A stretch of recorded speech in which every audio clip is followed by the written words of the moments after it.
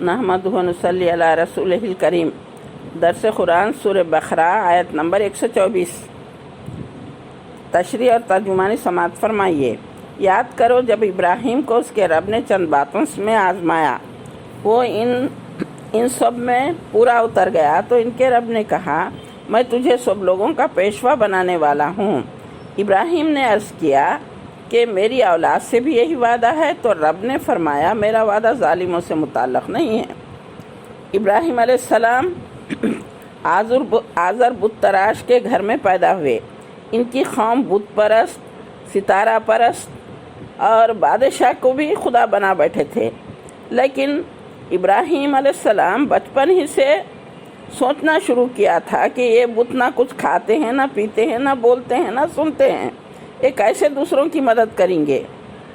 آخر اس نتیجے پر پہنچے، میرا خدا تو وہ ہے جس نے زمین اور آسمان کو پیدا کیا، تو آپ جو ہے تمام چیزوں سے انہیں ہٹا کے کیا ہے، آپ یہ دعا پڑھتے، انی وجہت وجہی للذی فطر السماوات والارض حنیفا وما انا من المشرکین، میں یکسو ہو کر اپنا رخ اس ذات کی طرف کیا جو زمین اور آسمانوں کا بنانے والا ہے، اور میں مشرکوں میں سے نہیں ہوں۔ جب یہ یقین پختہ ہو گیا تو آپ نے ایک اللہ کی طرف بلانا اور بتوں اور ستاروں کی پرستش سے روکنا شروع کیا۔ یہ کام پہلے گھر سے کیا تو باپ دشمن بن گیا، اس کے بعد یہ پیغام عوام تک پہنچانا شروع کیا تو عوام بھی دشمن ہو گئی۔ ایک دفعہ پوری قوم میلے میں گئی تو آپ کو میلے میں چلنے کے لیے کہا گیا۔ آپ نے بتایا میری طبیعت ٹھیک نہیں ہے، لہٰذا آپ اس میں نہیں گئے۔ آپ کلہاڑی لے کر بت خانے میں گئے، کسی بت کا ہاتھ کسی کا پیر کاٹ دیا اور بڑے بت پر کلہاڑی رکھ کر واپس آئے۔ یہ آپ اس لیے کیے کہ وہ عملی طور پر بتانا چاہتے تھے کہ بت کچھ نہیں کر سکتے۔ جب میلے سے واپس لوگ آئے تو دیکھا بتوں کا یہ حال ہو گیا، لہٰذا وہ دوڑے دوڑے آئے اور پوچھے، ابراہیم ہمارے بتوں کا یہ حال کس نے کیا؟ تو آپ نے فرمایا مجھے کیا معلوم، بڑے بت سے پوچھو۔ تو لوگ کہنے لگے، ارے بت بات کرتے ہیں تو کیا پھر آپ لوگ ایسوں کی عبادت کیوں کرتے ہیں جو نہ تمہیں نفع پہنچا سکتے ہیں نہ ہی نقصان، بلکہ یہ خود اپنے کو نقصان سے محفوظ نہیں رکھ سکتے؟ بتوں کے تعلق سے ابراہیم علیہ السلام بتا رہے تھے کہ ان کی حقیقت کیا ہے، نہ وہ سن سکتے ہیں، نہ بول سکتے ہیں، نہ مدد کر سکتے ہیں۔ یہ بات بادشاہ وقت نمرود تک پہنچی۔ نمرود آپ کو بلا بھیجا اور پوچھا تیرا رب کون ہے؟ تو آپ نے فرمایا میرا رب وہ ہے جس کے اختیار میں زندگی اور موت ہے۔ تو اس نے کہا، اس نے جواب دیا زندگی اور موت میرے بھی اختیار میں ہے، لہٰذا آپ قید خانے سے 2 قیدیوں کو بلایا، ایک کو چھوڑ دیا اور ایک کو قتل کیا۔ پھر ابراہیم علیہ السلام نے کہا میرا رب وہ ہے جو سورج کو مشرق سے نکالتا ہے اور مغرب میں ڈبوتا ہے۔ اگر تو بھی اپنے آپ کو عبادت کا مستحق سمجھتا ہے تو سورج کو مغرب سے نکال اور مشرق میں ڈبو دے۔ یہ سوال سن کر بادشاہ حیران پریشان ہو گیا۔ آخر کار مشورہ ہوا کہ اس کو زندہ جلا ڈالو۔ آگ کا علاوہ تیار کیا گیا، اس میں ہاتھ پیر ابراہیم علیہ السلام کے ہاتھ پیر باندھ کر بالکل پوٹلی کی طرح باندھ کر اس میں آگ میں ڈالا گیا، اس لیے کہ کہیں ابراہیم بھاگ نہ جائے۔ ابراہیم علیہ السلام کا بھروسہ اللہ پر تھا، تو آپ نے کیا کہا، حسبنا اللہ نعم الوکیل و نعم المولا و نعم النصیر، یہ کہہ کر اب بے خطر آگ میں کود پڑے۔ اللہ تعالیٰ آگ کو حکم دیتے ہیں، یا نار کونی بردا سلاما علی ابراہیم، اے آگ میرے خلیل ابراہیم پر سلامتی کے ساتھ ٹھنڈی ہو جا۔ خدا کے حکم سے آگ گل و گلزار ہو جاتی ہے۔ ابراہیم علیہ السلام کا بھروسہ اللہ پر تھا، وہ اس کی مرضی کے تابع تھے۔ جو بھی اللہ کی مرضی کے تابع بن جاتے ہیں، قدرت اپنا کرشمہ دکھاتی ہے۔ آج بھی ہو ابراہیم کا ایمان پیدا، آگ کر سکتی ہے انداز گلستاں پیدا۔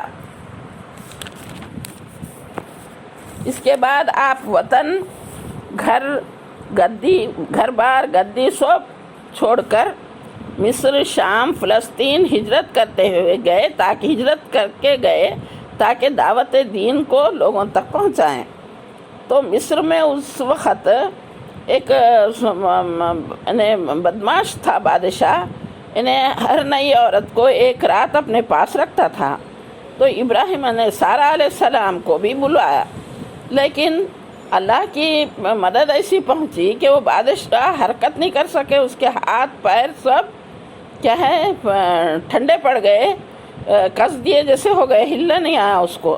تو اس کے بعد وہ بادشاہ کیا کرا کہ بولا یہ بہت نیک بندی ہے، لہٰذا سارہ علیہ السلام کو چھوڑ دیا اور تحفے میں ابراہیم علیہ السلام کو اپنی بیٹی ہاجرہ علیہ السلام کو دے دیا۔ تو ہاجرہ علیہ السلام کا ابراہیم علیہ السلام سے نکاح ہوا، جن سے اسماعیل علیہ السلام پیدا ہوئے۔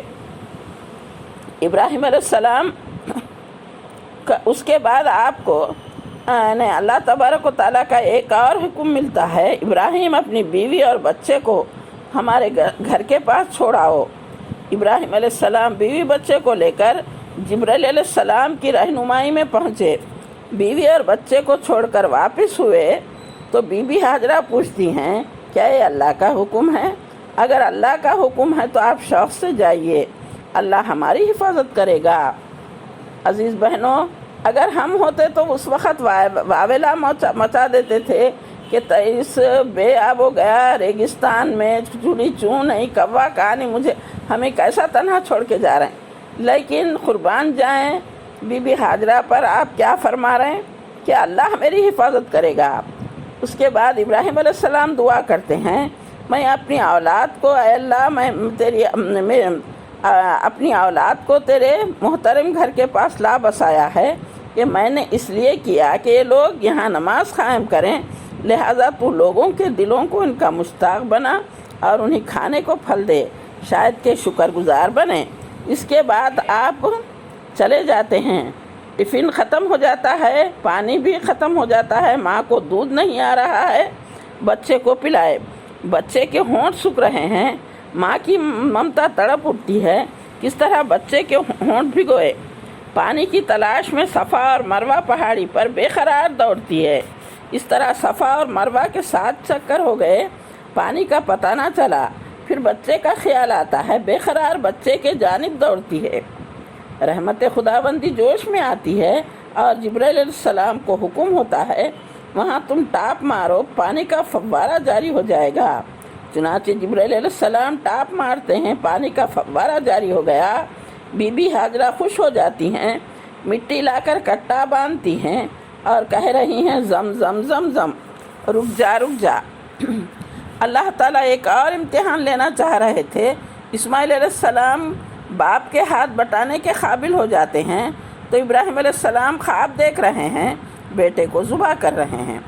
آپ نے کیا کیے؟ پہلے دن 100 اونٹ قربان کیے، لیکن پھر خواب دیکھ رہے ہیں تو آپ 100 بیل قربان کیے دوسرے دن، پھر بھی آپ کو وہی بیٹے کو قربان کرنے کا خواب دکھائی دے رہا، پھر آپ کیا کریں 100 دمبے قربان کیے، لیکن مسلسل خواب میں دیکھ رہے تھے کہ بیٹے کو ذبح کر رہے ہیں۔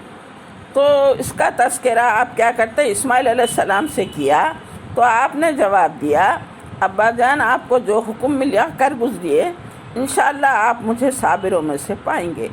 اس مقام پر غور کرنے والی بات ہے ان کی تربیت کیسی کیے تھے کہ وہ یہ جواب دیتے ہیں کیا ہماری اولادیں ایسا کر سکتی ہیں؟ ہاجرہ علیہ السلام پر لاکھوں سلام ہو جو ان کی اس طریقے سے پرورش کیے۔ ابراہیم علیہ السلام بیٹے کو لیے ہوئے قربان گاہ پہنچ گئے۔ صاحبزادے کہہ رہے ہیں ابا جان آپ آنکھوں پر پٹی باندھیے تاکہ ذبح کے وقت کوئی رکاوٹ نہ ہو، لہٰذا آپ کو اوندھا لٹا کر چھری چلانا چاہتے ہیں تو آواز آئی اے ابراہیم تو نے خواب سچ کر دکھایا، ہم نیکی کرنے والوں کو اسی طرح بدلہ دیتے ہیں۔ ہم نے ایک بڑی قربانی دمبا فدیے میں دے کر بچے کو چھڑا لیا۔ خدا نے کہا ابراہیم تم پر ہمارا سلام، تمہاری یہ ادا اتنی پسند آئی کہ قربانی کی سنت قیامت تک جاری رہے گی۔ اس عظیم قربانی کے بعد ابراہیم کو اپنے محترم گھر کی تعمیر کا حکم دیا۔ باپ بیٹے تعمیر کرتے ہوئے دعا کرتے ہیں اے ہمارے رب ہم سے یہ خدمت قبول کر، تو سب کچھ سننے اور جاننے والا ہے، ہمیں اپنی عبادت کے طریقے بتا، ہماری کوتاہیوں سے درگزر فرما۔ ان لوگوں میں خود انہی قوم سے ایک ایسا رسول اٹھا جو تیری آیات سنائے، ان کو کتاب اور حکمت کی تعلیم دے اور ان کی زندگیاں سنوار۔ تو بڑا مقتدر اور حکیم ہے۔ جب گھر تعمیر ہوا تو حکم ہوا حج کا اعلان کر دو، چنانچہ اس اعلان کا اثر آج ہم سارے جہاں میں دیکھ رہے ہیں۔ اس طرح احکامات الہی کی آپ نے پابندی کی، کڑی کڑی آزمائشوں اور امتحانات میں کامیاب ہوئے تو اللہ نے آپ کو قوموں کا امام بنایا۔ تو ابراہیم علیہ السلام نے دریافت کیا کہ امامت کا وعدہ میری اولاد کے لیے بھی ہے کیا؟ اللہ نے جواب دیا، یہ صرف صالح لوگوں کے لیے ہے، آپ کی اولاد میں جو ظالم ہوں گے ان کے لیے وعدہ نہیں ہے۔ ان آیتوں سے ہمیں یہ سبق ملتا ہے، اللہ پر پختہ یقین، ایمان، اعتماد اور بھروسہ۔ اسی لیے ابراہیم علیہ السلام بے خطر آگ میں کود پڑے تو اللہ تعالیٰ بھی مدد فرمائی۔ ہمیں اپنا جائزہ لینا چاہیے اور اللہ پر پختہ یقین، اعتماد اور بھروسہ رکھنا چاہیے، تو آج بھی اللہ تعالیٰ ہماری مدد فرمائیں گے۔ ابراہیم علیہ السلام وفا کا حق ادا کر دیا۔ یہ عید آتی ہے تو ہمیں یاد دلاتی ہے ابراہیم علیہ السلام اپنی وفا کا حق ادا کر رہے ہیں اور آثار چھوڑ کر گئے ہیں، کعبۃ اللہ چھوڑ کر گئے ہیں۔ صفا و مروہ کو دیکھتے ہیں تو بی بی ہاجرہ کی یاد آتی ہے، وہ یادگار چھوڑ کر گئے ہیں۔ زمزم اسماعیل علیہ السلام کی یاد دلاتی ہیں۔ ہم اللہ سے کیے ہوئے وعدے کو پورا کر رہے ہیں یا نہیں؟ ہم کیا آثار چھوڑ کر جا رہے ہیں؟ یہاں اپنا جائزہ لینے کی ضرورت ہے۔ بقرہ عید آتی ہے تو گوشت کھا کر اسٹور کرنے کے لیے نہیں آ رہی ہے، بلکہ اپنے ایمان کو تازہ کرنے، اپنے جذبے کو جلا دینے، اپنے اندر تقوی کی زندگی گزارنے کے لیے آتی ہے۔ اللہ تعالی ہمیں ان واقعات سے سبق حاصل کر کے اپنی زندگیاں سدھارنے والے بنائیں۔ اللہ تعالیٰ سے میں آخر میں دعا کرتی ہوں، کہنے سننے والے نہ بنا بلکہ عمل کی راہیں آسان فرما۔ وآخر دعوانا ان الحمد للہ رب العالمین۔